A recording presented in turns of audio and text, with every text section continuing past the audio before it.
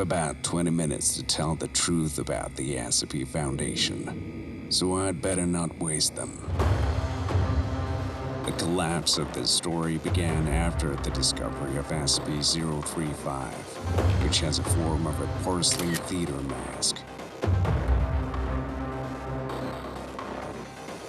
The object was discovered by civilians, and after the tragic events that almost always take place when anomalous objects fall into civilians' hands, the officers of the Mobile Task Force were able to trace the police call and arrived at the scene. The object was brought to the Foundation's Area 51, same as dozens of others. The information about each object is documented, after which it must be inspected by a staff member and sent for further testing to assign the appropriate level of threat. Save, Euclid, and Keter. Unfortunately, we didn't immediately realize that SCP-035 was Keter. The possessive mask emits a barely audible, unintelligible whisper, influencing the human subconscious in search of a host, who after the contact with the mask is no longer a person with their own mental agency, but is completely a subject to SCP-035's will.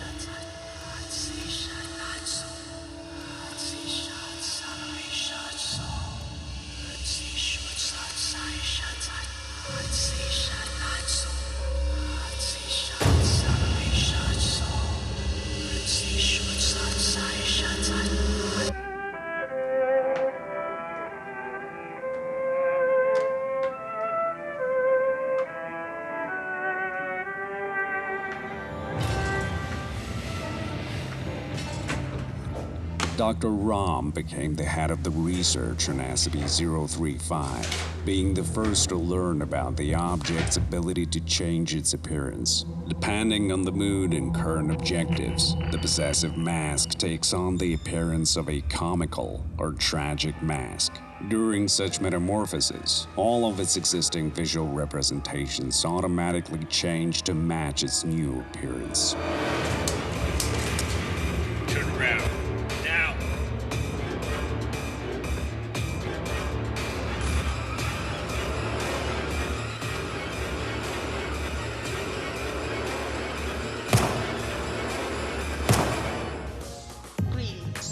Welcome to the SCP Foundation Research Center.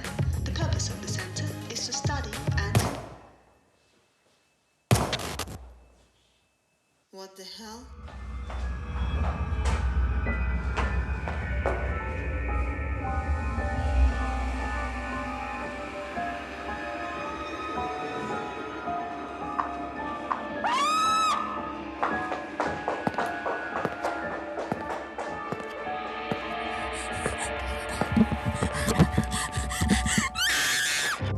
However, SCP-035 was only the beginning of the problems. Shortly before its arrival at the Foundation, the numerous reports of mysterious disappearances of people began to emerge.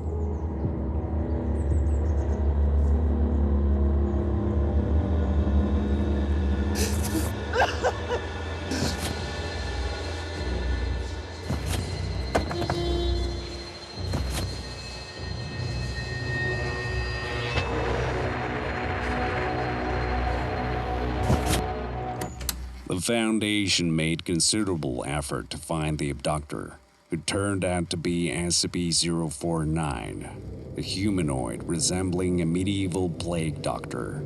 Since the object was a sentient being, Dr. Ham conducted an interview session during which the plague doctor claimed that he didn't abduct anyone but merely treated them for what he called the pestilence, as according to him, all of them exhibited symptoms of the disease. At the same time, Dr. Brahm was conducting the first experiment with the possessive mask. After a prior curious incident, it was decided to put the mask on a person under supervision. For such dangerous experiments, the Foundation used a D-class personnel, mostly prisoners offered an early parole in exchange for contractual service. However, due to the nature of the Foundation's work, None of the D-Class personnel survived to reach the end of their contract.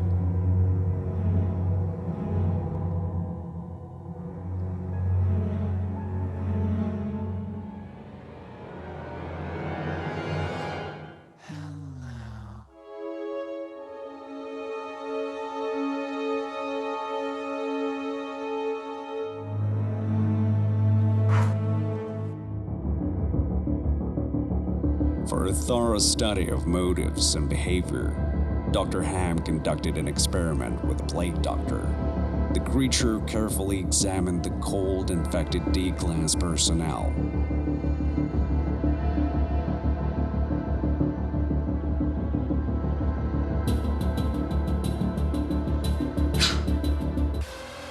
The object instantly neutralized the one showing the slightest symptom of illness.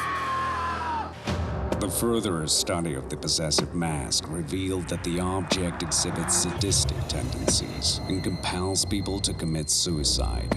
The weaker an individual's mental state, the stronger is SCP-035's influence. In some cases, the mask doesn't even necessarily need physical contact with the victim, influencing them remotely.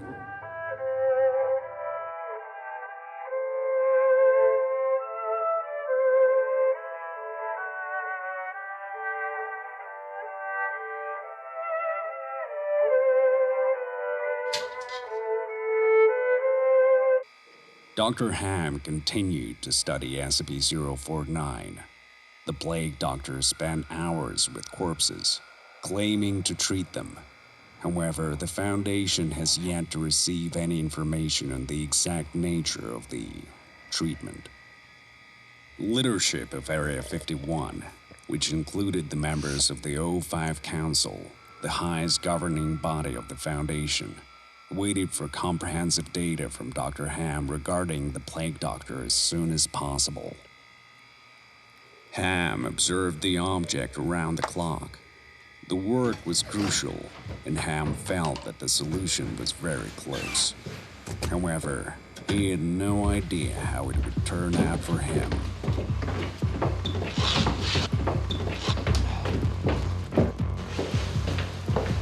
The cleaning of the SCP-1626's chamber was supposed to take place at a strictly specified time when other employees couldn't be in the affected area due to its pungent smell. However, Dr. Ham completely forgot about the safety regulations, resulting in him receiving a significant dose of the toxic smell. The smell of the drunk shirt itself does not pose lethal danger, but it triggers active coughing, very similar to the one of the sick person.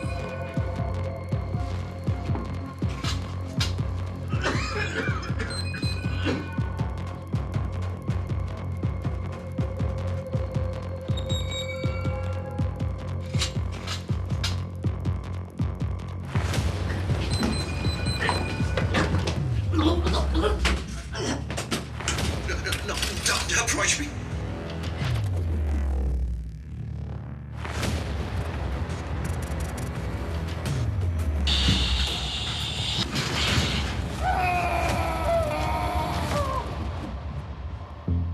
SCP-035's ability to communicate through a host helped Dr. Rom to learn about the object itself and even about historical events that were little known to humanity. Obviously, the possessive mask had been residing on Earth much longer than we previously assumed. In turn, SCP-035 persuaded Dr. Rom to share information about the Foundation. The possessive mask influenced Dr. Rom's consciousness with the goal of accessing a whole range of contained SCP objects that it was interested in. How exactly SCP-035 obtained information about these objects is currently unknown. Dr. Rom's consciousness couldn't resist the influence of the mask. Where are you going? Stop, please.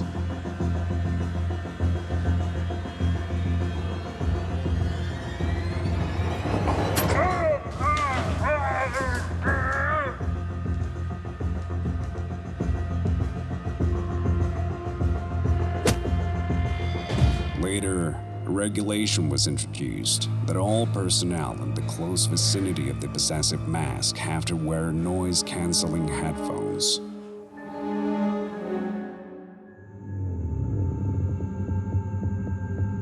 Dr. Sherman's attempt to find out what caused Dr. Ham's death turned into a catastrophe for the entire Area 51. The Plague Doctor was extremely laconic. I am the cure.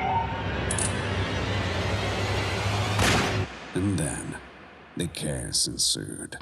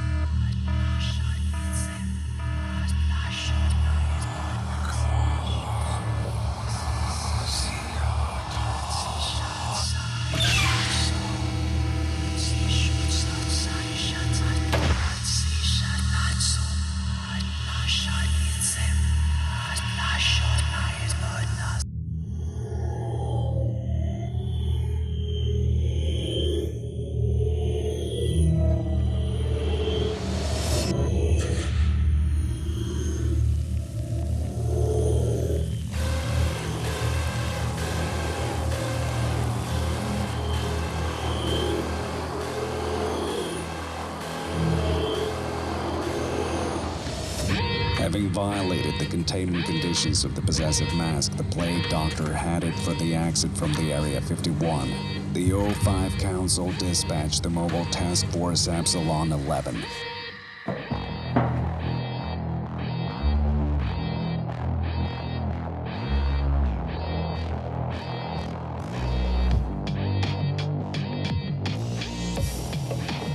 Mobile Task Force Epsilon 11 was specifically tailored to handle multiple containment breaches. Leading the squad was SCP-029, the Daughter of the Shadows. Rather, an alternate universe version of her, which the Foundation was able to bring into operation, as her abilities were highly suitable for the purposes of the Foundation.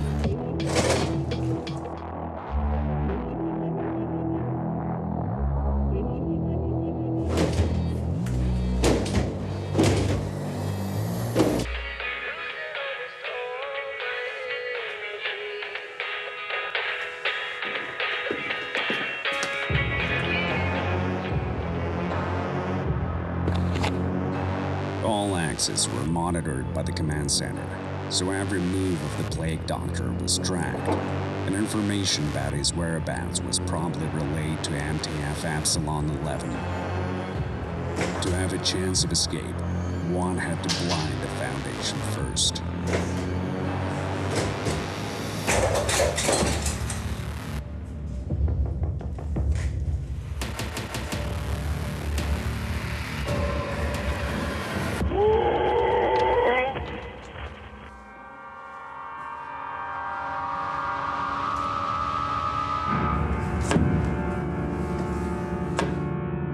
The possessive mask found a new host. I love your mask. Together, these two were nearly invincible. The O5 Council's only hope lay in the abilities of the Daughter of the Shadows.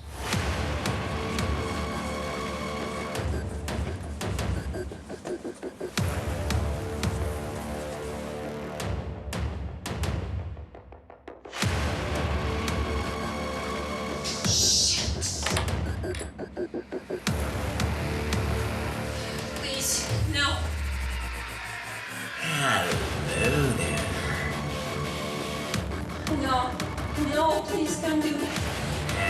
As he did. No! No, don't do that! No!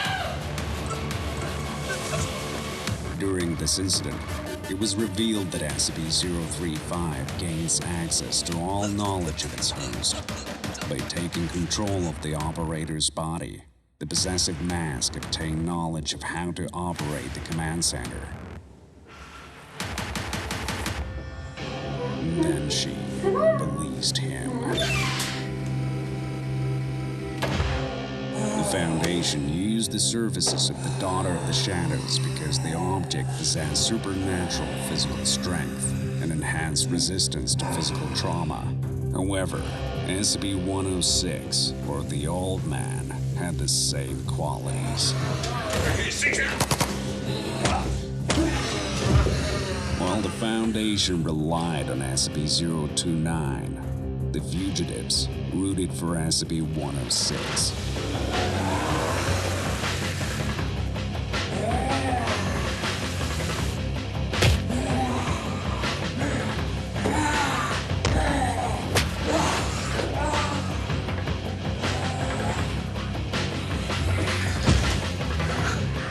In a fair fight, the Daughter of the Shadows had all the chances to win, but her abilities were significantly weakened by the exposure to light, both natural and artificial. The possessive mask knew all about that.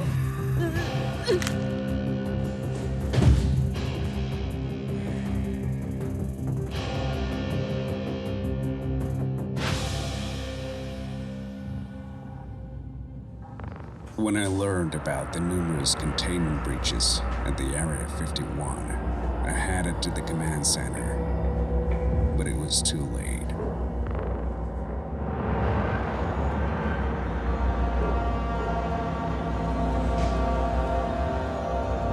Epsilon 11 was neutralized. Several SCP objects breached the containment. According to the protocol, all access from Area 51 were automatically sealed. However, no one wanted to be trapped in a secret complex next to the most dangerous creatures. There was one item capable of unlocking any exit from the compound: the skeleton key, or SCP-005. Despite its dated appearance, had the ability to unlock any mechanical or electronic lock.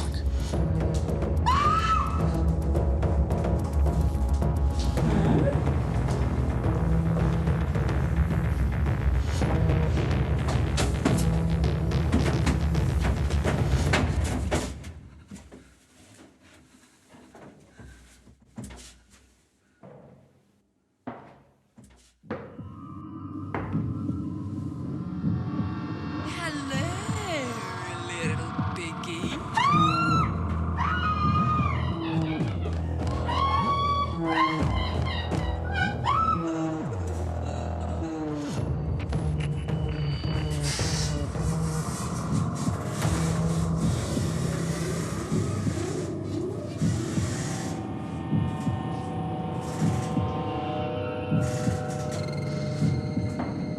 Did you miss me, darling? Look what I got. This key might be handy.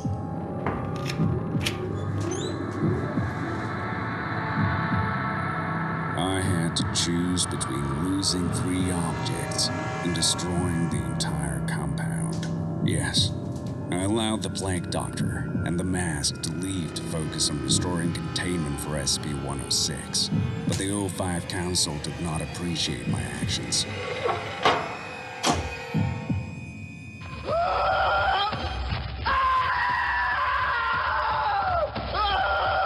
I managed to collect the documents related to the missing objects. I intended to track them down and bring them back, but no one needed that anymore. They've sent SCP-096, the Shy Guy, to hunt me down. A humanoid creature that won't stop until it kills anyone who saw his face. I recorded this message as a warning. The SCP Foundation is not a myth. The organization is real and they're ready to eliminate anyone who hides their existence. If you're listening to this, your life is already in danger.